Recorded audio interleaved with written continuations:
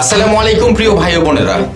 বাংলাদেশের আলেম ওলামা বৃন্দের কাছ থেকে কিছু গুরুত্বপূর্ণ প্রশ্নের উত্তর কখনোই পাওয়া যায়নি। এই প্রশ্নগুলোর উত্তর বাংলাদেশের প্রত্যেকটি মুসলমানের জানা অত্যন্ত জরুরি। তাই ভিডিওটি শেয়ার করে প্রশ্নগুলো আলেম ওলামা বৃন্দের নিকট পৌঁছে দেবার জন্য বিনীত অনুরোধ জানাচ্ছি। আমরা হয়তো জানি বাংলাদেশের জনগণের মোট ঋণের পরিমাণ 22 লক্ষ কোটি টাকা। সেই হিসেবে বাংলাদেশের প্রতিটি মানুষের গড় ঋণ বা দেনার পরিমাণ প্রায় 1,25,000 টাকা এবং প্রতিনিয়ত এই ঋণের পরিমাণ বাড়ছে। জনগণ সরকারের মাধ্যমে 2023-24 অর্থ বছরে 1 লক্ষ কোটি টাকার উপরে ঋণের সুদ পরিশোধ করেছে।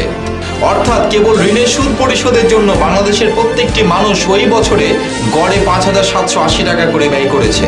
এতে বোঝাই যাচ্ছে এই ঋণ ও সুদের সাথে আমরা প্রত্যেকেই জড়িত। এবার আসি প্রশ্নে। আলেম ওলামা বৃন্দের নিকট আমার প্রথম প্রশ্ন হলো, কোরআন হাদিস অনুসারে এদেশের সকল মুসলমান এই সুদের কারণে আল্লাহর সাথে যুদ্ধে, মায়ের সাথে জেনাই ও পরনারীর সাথে ব্যভিচারে লিপ্ত থাকার গুনায় গুনাহগার হচ্ছে কিনা? দ্বিতীয় প্রশ্ন হলো, এদেশের মুসলমানদের জানাজা পড়ানো যাবে কিনা? তৃতীয় প্রশ্ন হলো, এদেশের কোনো মুসলমান শহীদ হলে মৃত্যুর পর তাকে এই ঋণের হিসাব দিতে হবে কিনা? চতুর্থ প্রশ্ন হলো, এদেশের মুসলমানরা মুমিন ব্যক্তি হিসেবে মারা গেলেও তার আত্মা এই ঋণের কারণে ঝুলন্ত অবস্থায় থাকবে কিনা? পঞ্চম ও সর্বশেষ প্রশ্ন হলো, রাষ্ট্রীয় এই ঋণ ও সুদ থেকে বাঁচার উপায় কি?